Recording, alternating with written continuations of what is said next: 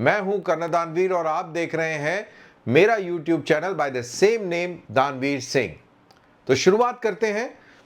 ये आप देख रहे हैं तस्वीर इस Z-10ME हेलीकॉप्टर की और देखने में बहुत ही इम्प्रेसिव, बहुत ही पावरफुल, बहुत ही मैस्कुलिन हेलीकॉप्टर नज़र आ रहा है और इसके डिटेल में बात करेंगे। पाकिस्तान को ये दे दिए गए हैं। पाकिस्तान ने इन हेलीकॉप्टर्स को इंडक्ट कर लिया है। तो यहाँ पर ये मैं बता दूं कि कुछ समय पहले भी ये हेलीकॉप्टर पाकिस्तान में आए थे। पाकिस्तान की फ़ौज ने इनके ऊपर ट्रायल किया और इनको बेसिकली रिजेक्ट कर दिया था कि इन हेलीकॉप्टर्स के अंदर ये खामियां हैं, इन खामियों को आप दूर कर दीजिए तो ये हमारे लायक हो सकते हैं, वरना नहीं। तो इनकी खामियों को दूर कर दिया गया है और अब इनको इंडक्ट कर दिया गया है। तो आइए इसके डिटेल में चलते हैं, लेकिन ये एक दो क्वेश्चन है जो मैंने यहाँ पर जॉट डाउन किए हैं कि new dimension in low level battlefield operations. तो ऑब्वियसली क्योंकि ये आप देख रहे हैं कि ये अपाचे टाइप का एयरक्राफ्ट देखने को लग रहा है और लो लेवल फ्लाइट उड़ने में ये सक्षम होगा because it's a helicopter and combat attack helicopter है। तो ऑब्वियसली ये ज़मीन से काफ़ी सट के उड़ने की काबिलियत रखेगा। और एक बहुत अहम सवाल कि क्या ये भारत के बैटलफील्ड एडवांटेज को चैलेंज कर पाएगा। तो ये दो सवाल यहाँ पे लिखे थे मैंने, तो मैंने कहा इसके बारे में भी एक बार इसका उल्लेख कर देते हैं। अगले पे चलते हैं। China gives Z-10ME to Pakistan. अब ये AI जनरेटेड फोटोग्राफ है जिसके अंदर ये ट्विन बैरल कैनन दिखाई गई है और ये रॉकेट पॉड्स हैं, दीज आर रॉकेट पॉड्स, और ये मिसाइल्स हैं, बोथ एंटी टैंक मिसाइल्स और यहाँ पर एंटी एयरक्राफ्ट मिसाइल्स भी लग सकती हैं। ये इलेक्ट्रो ऑप्टिकल सिस्टम्स है, फॉरवर्ड लुकिंग इंफ्रारेड रडार्स हैं और ये सारी चीज़ें यहाँ पर हैं। कॉकपिट टैंडम 2 सीटर हेलीकॉप्टर है ये और चारों तरफ से ये आर्मर्ड प्लेटेड है। आप देख सकते हैं ये आर्मर्ड प्लेटेड है और बिल्कुल अपाचे की तरह ही इसको डिज़ाइन किया गया है। देख के कोई भ्रमित भी हो सकता है। अब इसके स्पेसिफिकेशंस और कैरेक्टरिस्टिक्स के बारे में बात करते हैं। अब यहां से शुरू करते हैं। Z-10ME बैटल प्रिसीजन और बैटल सर्वाइवल के लिए बना हुआ है, यानी कि प्रिसाइज स्ट्राइक्स के लिए और लड़ाई के हालात में बच निकलने की काबिलियत रखता है ये हेलीकॉप्टर। इसकी डायमेंशंस की बात करें तो जब ये ज़मीन पर खड़ा हो और ऊपर टॉप मास्ट तक इसकी हाइट 3.7 मीटर की, लंबाई 14.5 मीटर की, यानी कि टिप से टेल तक ये 14.5 मीटर तक का लंबा। और इसके अंदर बड़ी ध्यान रखने वाली बात यह है कि जब ये फ्रंटल प्रोफाइल में है, फ्रंटल प्रोफाइल में जब आपको इस तरीके से देख रहा है लड़ाई के अंदर, तो इसका टारगेट बहुत ही छोटा दिखेगा क्योंकि इसकी जो चौड़ाई है 4.6 मीटर की है। तो 4.6 मीटर की चौड़ाई और 3.7 मीटर की ऊंचाई, तो एक बहुत ही छोटा आपको फ्रेम दिखेगा जिसके ऊपर आपको टारगेट करना पड़ेगा। और ये फ्रेम एक जगह स्थिर नहीं होगा, ये मूवमेंट है, डायनेमिक है, so it becomes all the more challenging. लेकिन हाँ, ब्रॉड साइड से आप उसको टारगेट कर सकते हैं। बहरहाल, तो ये तो रही बात इसके डायमेंशंस की। अब इसकी सर्वाइवेबिलिटी की अगर बात करें तो इसमें MAWS सिस्टम है, RWR सिस्टम है, बेसिकली मिसाइल का वार्निंग सिस्टम है। मिसाइल आपके ऊपर मिसाइल अप्रोच कर रही है, मिसाइल अप्रोच वार्निंग सिस्टम, वो आपको वार्निंग दे देगा, पायलट के कंसोल के ऊपर ब्लिप मारना शुरू कर देगा। फिर रडार वार्निंग सिस्टम है कि कोई भी रडार आपको लॉक ऑन होता है तो आपके ऊपर ब्लिप आना शुरू हो जाएगा कि भाई आपका एयरक्राफ्ट जो है रडार पेंटेड हो चुका है। और काउंटर मेजर्स हैं, directional infrared counter measure DIRCM बताया जा रहा है कि इसके ऊपर है। यानी कि जब आपको पता लग गया कि आपके ऊपर ये मिसाइल फायर हो गया है तो आप क्या जो एवियोनिक्स, इलेक्ट्रॉनिक वॉरफेयर सिस्टम्स और ये सारा जो तामझाम है ये आपके लेज़र करेक्शन जो इंफ्रारेड जो आपके जो इक्विपमेंट है उसको बिल्कुल डायरेक्ट कर देगा और डायरेक्ट पिन पॉइंटेड उसी मिसाइल के ऊपर वो IR सिग्नेचर्स डालेगा, जिससे वो मिसाइल जो है भ्रमित हो जाएगी। उसके जो हीट सीकर्स सेंसर्स हैं वो काम करना कम कर देंगे और आप आराम से वहाँ से निकल के भाग जाएंगे। फिर आपका इलेक्ट्रो ऑप्टिकल और फॉरवर्ड लुकिंग इंफ्रारेड सेंसर्स हैं आपके पास में, ये जो आगे ये जो लगा हुआ है तमाशा। फिर मिलीमीट्रिक वेव फायर कंट्रोल रडार है। तो ये भी एक आपको सर्वाइवेबिलिटी और आपकी प्रिसीजन स्ट्राइक्स के लिए बेहतरीन है। अब कैसे होता है, मिलीमीट्रिक वेव रडार जो है वो टारगेट को आइडेंटिफाई कर लेगा और बहुत जल्दी टारगेट को जैसे ही आइडेंटिफाई करेगा, ये एक्टिव है कि आपको बीम भेजनी पड़ेगी, बीम गई वहां पे टकराई, रिफ्लेक्ट हुई, तो दुश्मन को भी तो पता लग जाएगा कि आप यहां से आपने ये टारगेट को इल्यूमिनेट किया है, तो आप भी तो उसके स्क्रीन पर आ जाएंगे। तो ये एक खतरनाक बात होगी। तो बहुत शॉर्ट ड्यूरेशन के लिए आएगा, टक से जैसे ही पता लगेगा कि यहाँ पे है वो आउट हो जाएगा, मिलीमीट्रिक वेव रडार वो शिफ्ट हो जाएगा और उसकी जगह ले लेंगे EO और फॉरवर्ड लुकिंग इंफ्रारेड जो ये इक्विपमेंट है वो उसको टेक ऑन कर लेंगे, क्योंकि ये हैं पैसिव, ये कोई वेव नहीं छोड़ रहे हैं, तो ये सेफ हैं। ये टेक ओवर करने के बाद में फिर आप टारगेट के ऊपर आप अपनी कार्रवाई कर सकते हैं। तो ये डबल लेयर्ड आपका वो सिस्टम है। जैसा मैंने आपको पहले बताया, ये अटैक, एंटी आर्मर और क्लोज एयर सपोर्ट के रोल में इसका इस्तेमाल होगा। टैंडम 2 सीटर है, आगे पीछे पायलट बैठे हुए हैं, दिस इज कॉल्ड टैंडम। और इंजन इसमें 2WZ9 सीरीज का है, not a very powerful engine as compare to Apache. इसकी मैक्सिमम स्पीड 300 किलोमीटर प्रति घंटे की है।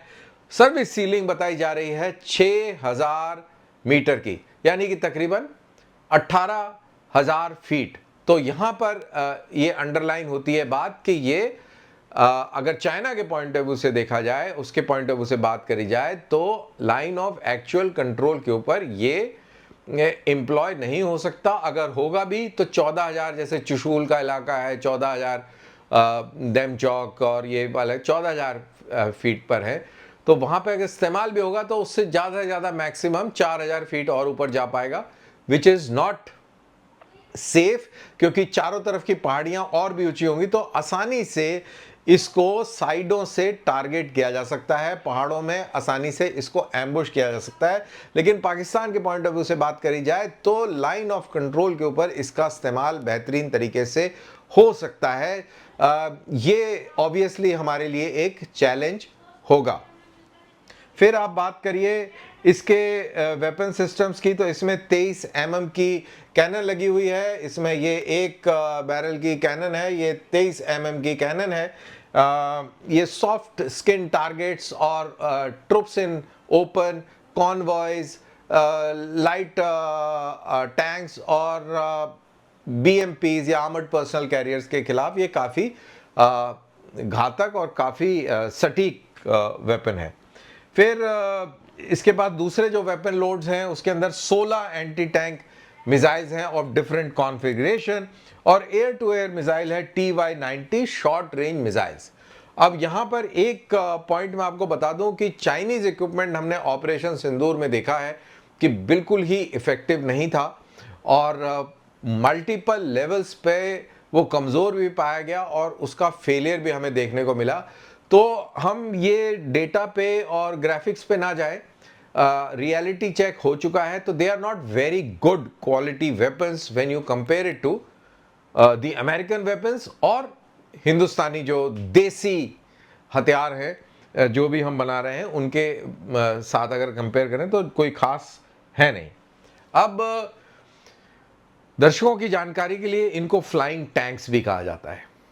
अब आप देखिए, जैसे टैंक है, टैंक रेत के इलाके में, प्लेन के इलाके में या पहाड़ के अंदर जो पठार हैं वहाँ पर चलते हैं, उनके ऊपर ट्रैक्स होते हैं और भारी भरकम, और टरेट है, टरेट के ऊपर गन है, and they move at speeds depending on terrain up to 70 kilometre, 70 kilometre प्रति घंटे की स्पीड से भी वो चल सकते हैं। नॉर्मल स्पीड उनकी है 40-50 किलोमीटर प्रति घंटे की, और मनूवर वॉरफेयर के लिए उनका इस्तेमाल होता है।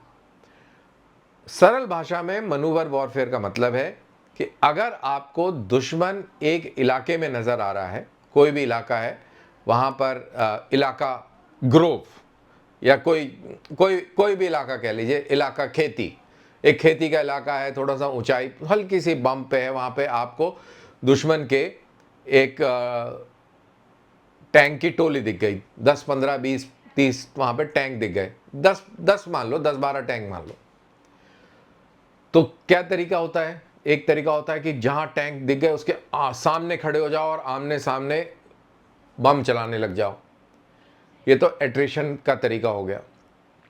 इसके अंदर, और क्योंकि टैंक आगे से सबसे ज़्यादा मजबूत होता है, उसकी प्रोटेक्शन बहुत ज़्यादा होती है, तो वो आपको कामयाबी कम मिलेगी, आप खुद एक्सपोज हो जाएंगे, आप भी उसके फायर के अंदर आ जाएंगे। तो दूसरा क्या तरीका होगा? आप उसके साइडों में चले जाएं, साइड से उस पर हमला करें, पीछे से हमला करें, और पीछे जो उसकी जो सपोर्ट ट्रेल है, क्योंकि भाई टैंक तो तेल पर चलेगा, आदमी को खाना चाहिए, तो वो तो पीछे से आएगा, गाड़ियों में आएगा, ट्रैक्ड गाड़ियों में आएगा, हाई मोबिलिटी व्हीकल्स में आएगा, तो आप उनको टारगेट करिए और इनको मजबूर कर दीजिए यहाँ से पीछे जाने के लिए। और जब ये यहाँ पे अफरा तफरी मच जाए तो आप साइडों से हमला करें। तो ये एक मनूवर वॉरफेयर है। और मनूवर वॉरफेयर एक बहुत छोटे लेवल की बात करें, बड़े लेवल पे, हायर लेवल पे बिगर मनूवर हैं। आप बड़े बड़े कॉलम्स लेफ्ट राइट और मूव करेंगे, उनकी वल्नरेबिलिटीज़ को टारगेट करेंगे, उसको मजबूर करेंगे, या तो वहाँ से पीछे हटे या आप उसको चारों तरफ से घेर कर और तबाह कर देंगे। तो डिपेंड करता है। ये तो टैंक ऐसे काम करते हैं। लेकिन अब क्योंकि स्पीड आपको चाहिए, अब वो टैंक 50 किलोमीटर की स्पीड से जाएगा, 20 किलोमीटर दूर, 30 किलोमीटर दूर अपनी पोजीशन लेगा, वहाँ से ऑब्जर्व करेगा, फिर उसके ऊपर गोले दागेगा, इसमें लगेगा टाइम। तो जब तक ये मूवमेंट कर रहा है, हो सकता है जब तक ये टैंक मूवमेंट कर रहे हो, दुश्मन की जो टोली है वो वहाँ से अपनी पोजीशन को और स्ट्रॉन्ग कर ले, अपनी स्थिति को और ऑल राउंड सुदृढ़ कर ले। तो उससे पहले कि वो अपना बैलेंस बना ले, अपने आप को मजबूत कर ले, ये इनका इस्तेमाल होगा कि टैंकों से पहले ये मनूवर करके, क्योंकि लो लेवल के फ्लाइंग एयरक्राफ्ट हैं, तो ज़मीन के साथ साथ नीचे और स्पीड से, यानी कि ट्री टॉप लेवल बोलते हैं, पेड़ की ऊंचाइयों पर ये उड़ेंगे और उड़ते ही जहाँ पर टैंकों को, हमारे टैंकों को पहुँचना चाहिए था, वहाँ पर पहले से पहुँचकर डोमिनेट करेंगे और इनके ऊपर फायर करना शुरू करेंगे। इन द मीनवाइल जो टैंकों की जो टोली आ रही है वो सिचुएशन के हिसाब से या तो यहीं पहुंचेगी या और पीछे जाएगी, क्योंकि अब दुश्मन की टोली अब भागने की अगर कोशिश करेगी तो उनके पीछे जाके खड़ी हो जाएगी, भागने नहीं देगी। बेसिकली उनको घेर कर आप ट्रैप कर देंगे। तो ये मनूवर का एयर आर्म हो गया कि आप मनूवरिंग कर रहे हैं, तो उसमें आपको एक एयर एलिमेंट, सेकेंड डायमेंशन आपको मिल गया। तो इसीलिए इनको फ्लाइंग टैंक्स भी कहा जाता है। और इनके अंदर जो वेपनरी है वो जो आगे चिन माउंटेड कैनन है, वो APCs, आपकी लॉजिस्टिक व्हीकल्स और ट्रुप्स इन ओपन के लिए है। फिर 16 एंटी टैंक मिसाइल्स हैं टैंकों को टारगेट करने के लिए। और ऑब्वियसली बात है, ये अकेले तो चलेंगे नहीं, ये भी 2-2, 3-3, 4-4 के पेयर्स में चलेंगे, जोड़ों में चलेंगे, ग्रुप्स में चलेंगे। तो ये बहुत ही घातक सिद्ध हो सकते हैं और होते हैं ऐसी वाली लड़ाई में। तो ये है हैवी फायर पावर, मैंने बहुत डिटेल में बता दिया है। प्रिसीजन स्ट्राइक की काबिलियत है इनमें, ये मैंने आपको बता दिया है। एक्सट्रीम मोबिलिटी है, क्योंकि हवा में है, ट्री टॉप्स पर उड़ने की काबिलियत रखते हैं। स्पीड इनके अंदर बहुत ज़बरदस्त है। रात और दिन में उड़ान भरना और दुश्मन को पहचानना, ढूंढना और उसको तबाह करना, ये काबिलियत दोनों एयरक्राफ्ट में है, चाहे भारत का AS-64E अपाचे हो या चाइनीज Z-10ME जो पाकिस्तान के पास है उसकी बात हो। और बैटलफील्ड इंटीग्रेशन की इनमें सलाहियत है, यानी कि ये नेटवर्क कनेक्टेड है। पूरी बैटल पिक्चर इनको, चाहे वो ग्राउंड रिकॉनेसेंस टीम से मिल रही हो या सैटेलाइट से मिल रही हो या UAV से सिचुएशन मिल रही हो, वो इनके पायलट्स को रियल टाइम में आगे मिलेगी। यानी कि आप ये देखिए कि ये भी अगर ट्री टॉप पे उड़ रहे हैं तो इनकी भी नज़र एक 10 किलोमीटर तक जाएगी, वहां तक देख पाएंगे कि कहाँ टैंक चल रहे हैं दुश्मन के, धूल उड़ रही है, बस ये। लेकिन आपके UAV चल रहे हैं तो वो एक बहुत बड़ा दायरा देख रहे हैं, 50 किलोमीटर 100 किलोमीटर का इलाका पूरा स्कैन कर लेंगे। आपकी सैटेलाइट्स हैं जो और भी चीज ट्रैक कर लेंगी कि भाई एक बहुत बड़ी आर्मर्ड डिवीजन जो है इधर से इधर मूव कर रही है, मतलब तो लेवल बढ़ता रहेगा। तो इन लोगों को, पायलट्स को सिचुएशनल अवेयरनेस बिल्कुल सही रहेगी कि भाई सिर्फ 10 टैंक दिख रहे हैं, अभी दिख रहे हैं, धीरे धीरे ये बढ़ते चले जाएंगे, तो थोड़ा ख्याल रखो। सो ये पॉइंट है। अब बात करते हैं भारत के अपाचे की, क्योंकि चाइनीज Z-10ME इन्हीं का एक विकल्प बताया जा रहा है। तो लेट्स टॉक अबाउट अपाचे। सबसे पहली बात, अपाचे वेल प्रूवन है। अफगानिस्तान, इराक और इजराइल, गजा के अंदर, लेबनान के अंदर इसका भरपूर इस्तेमाल हुआ है। बेहतरीन एयरक्राफ्ट है, प्रूवन है, लड़ाई लड़ चुका, प्रूवन टेक्नोलॉजी वाला ये जहाज है। सबसे पहली बात ये, और ये चीज इसको बहुत ही स्ट्रॉन्ग कंटेंडर बना देती है। अब ये भी टैंडम है, इसमें भी पायलट आगे पीछे बैठते हैं, जैसा आप देख रहे हैं। इसमें 2 T-700G 71D के टर्बो शाफ्ट इंजन हैं। They are far stronger than the engines of Z-10ME। Service ceiling भी तकरीबन बराबर है, 6096 मीटर की सर्विस सीलिंग है। तो Z-10ME और अपाचे तकरीबन बराबर है। मैक्सिमम स्पीड उसकी 300 किलोमीटर प्रति घंटे की है, इसकी तकरीबन 280 किलोमीटर प्रति घंटे की है। तो मान के चलिए कि ये भी नियर अबाउट सेम है। वहाँ पर 23 mm की कैनन है, यहाँ पर इनके पास में जो आगे जो कैनन लगी हुई है वो 30 mm की M230 कैनन है। 16 हेलफायर मिसाइल्स और 70 mm रॉकेट्स। ये रॉकेट्स हैं, ये 70 mm रॉकेट्स हैं और ये हेलफायर मिसाइल्स हैं। हेलफायर मिसाइल अगेन बहुत ही प्रूवन मिसाइल है, बहुत ही काबिल मिसाइल है, सटीक मिसाइल है। और इसका इराक में परफॉर्मेंस, इसका अफ़गानिस्तान में परफॉर्मेंस, और हालिया में हमने इज़राइल में इनका एम्प्लॉयमेंट देखा है गज़ा के अंदर हमास के ख़िलाफ़। तो ये बिल्कुल शानदार है। इसकी precision strike capability well proven है।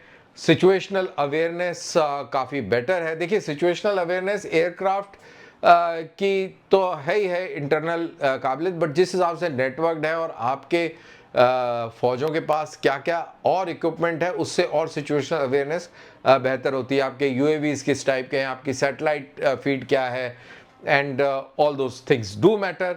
सर्वाइवेबिलिटी में इसका armour protection is suppose to be better than Z-10ME, and network centric warfare AI enabled ये एयरक्राफ्ट हैं। तो पायलट्स के ऊपर वर्कलोड कंपैरेटिवली कम रहेगा। AI इनेबल्ड फीचर्स हैं इनके अंदर, तो यानी कि ये बहुत सारे टारगेट्स एक साथ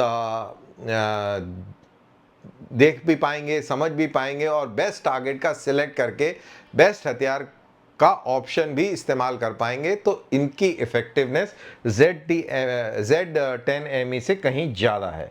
अब हम जैसा बात कर रहे थे मनूवर की, तो ये एक मनूवर वॉरफेयर की जो मैंने आपको वो पूरी कहानी सुनाई, इसको अगर हम स्लाइड के ज़रिए देखें तो ये आप स्लाइड देख सकते हैं। जैसा मैंने ये कहा कि ये हमारे टैंक्स हैं और ये दुश्मन के टैंक्स हैं, और दुश्मन का टैंकों का ये टोला नज़र आया है। अब इसको टारगेट करना है और ये हमारे टैंक्स हैं, हमारे टैंक्स इधर हैं और इनको जब पता लगा कि यहाँ पर दुश्मन के टैंक्स आ गए हैं तो इनको आदेश मिलेगा कि आप तुरंत यहाँ से मुड़िए और इनका मुकाबला करने के लिए आप यहाँ से जाइए, लेफ्ट में जाइए, राइट में जाइए, जैसा भी कमांडर बोलेगा डिपेंडिंग ऑन द टेरेन। लेकिन उससे पहले कि जब तक ये कार्रवाई करें, हो सकता है कि इनकी टो लग जाए और ये अपने आप को रीलोकेट करके अपने एक एडवांटेजेस पोजीशन पर बैठ के चैलेंज कर लें। तो उनको रोकने के लिए आपके पास ये अटैक हेलीकॉप्टर्स हैं, इनको आप मनूवर करके पहले भेज के और इन दुश्मन के टैंकों को टारगेट कर सकते हैं और आपकी सिचुएशनल अवेयरनेस यहाँ पर बढ़ा रहे हैं यूएवी। और जैसा मैंने आपको पहले बोला था, इसमें सैटेलाइट्स और अदर इनपुट्स भी आपके बहुत फ़ायदेमंद रहेंगे। अब टैक्टिकल एम्प्लॉयमेंट की बात करें इन एयरक्राफ्ट्स की, इन अटैक हेलीकॉप्टर्स की, तो क्लोज एयर सपोर्ट आपके पास में कैनन है, मिसाइल है। जब आपकी अटैकिंग ट्रुप्स जा रहे हैं तो उसको क्लोज एयर सपोर्ट, यानी कि दुश्मन के जहाज उसमें दखलंदाजी ना कर पाएं, तो इसलिए क्लोज एयर सपोर्ट। फिर एंटी आर्मर ऑपरेशंस कि दुश्मन के टैंक्सों के खिलाफ इसके ऑपरेशन, ऑब्वियसली इनके पास में हिल फायर है और एंटी टैंक मिसाइल्स हैं तो वो है। और फिर कई बारी दुश्मन का इलाका बहुत कंटेस्टेड है, वहाँ पर फौजें लगी हुई हैं, तो वहाँ पर आर्म्ड रिकॉनेसेंस की ज़रूरत पड़ सकती है कि आप रैकी करें और लेकिन आपको चैलेंज किया जा सकता है तो आप उस चैलेंज का जवाब दे सकें, तो वो भी ये कर सकते हैं। फिर एस्कॉर्ट और प्रोटेक्शन, आपके पास में लॉजिस्टिक्स वाले यूटिलिटी हेलीकॉप्टर हैं, उनको रसद पहुंचानी है, लेकिन कहीं से फायर आ सकता है, एंटी एयरक्राफ्ट फायर आ सकता है, कहीं से दुश्मन के हेलीकॉप्टर इंटरफेयर कर सकते हैं। दुश्मन के ग्राउंड अटैक एयरक्राफ्ट्स और लो स्पीड एयरक्राफ्ट भी अटैक कर सकते हैं, फाइटर एयरक्राफ्ट भी अटैक कर सकते हैं, तो इनके ऊपर एंटी एयरक्राफ्ट मिसाइल्स भी हैं, तो उनका भी इस्तेमाल हो सकता है। तो ये एस्कॉर्ट और प्रोटेक्शन के लिए भी इनका इस्तेमाल होगा। ऑब्वियसली अकेले नहीं होगा, ऊपर फाइटर कवर भी होगा। फिर बैटलफील्ड इंटरडिक्शन, यानी कि आपको कहीं पे पता लगता है कि ये एक बहुत बड़ा मूवमेंट ए से बी जगह पे हो रहा है, या आर्टिलरी कंसंट्रेशन है, या आर्टिलरी गन पोजीशन है, या यहाँ पर इनका आर्मर्ड कंसंट्रेशन हुआ है, या इनका लॉजिस्टिक बेस है, तो वहाँ पर भी आप इनको मिशन पर भेजकर रेड्स करवा सकते हैं, वहाँ पर ये फायर करके उनको तबाह कर सकते हैं। तो ये इनकी खासियत है। फिर एयर डिफेंस और काउंटर हेलीकॉप्टर ऑपरेशंस, इसमें कुछ ज़्यादा बोलने की ज़रूरत नहीं है। फिर डे एंड नाइट ऑपरेशन करने में भी ये हेलीकॉप्टर सक्षम है, यानी कि रात भी इनके लिए कोई बाधा नहीं है। अगर फॉग है, बारिश है, तूफ़ान है, ये सब में ये कामयाबी से ऑपरेट कर सकते हैं और दुश्मन का मुकाबला कर सकते हैं। तो इसी के साथ हमारा ये वीडियो यहाँ समाप्त होता है, एक्सप्लेनर वीडियो। आई होप आपको ये अच्छा लगा होगा, तो आप अपने दोस्तों के साथ इसको शेयर कीजिए और मेरे चैनल को सब्सक्राइब भी कीजिए और लाइक भी कीजिए और इसकी थोड़ी चर्चा भी कीजिए। और कमेंट्स में ज़रूर डालिए कि आपको इसके अंदर जानकारी जो मैंने दी वो आपको सरल भाषा लगी या जटिल लगी, तो मैं उसको और इम्प्रूव करने का प्रयास करूँगा। तो चलिए फिर मिलते हैं नए वीडियो, नए एनालिसिस के साथ। जय हिंद।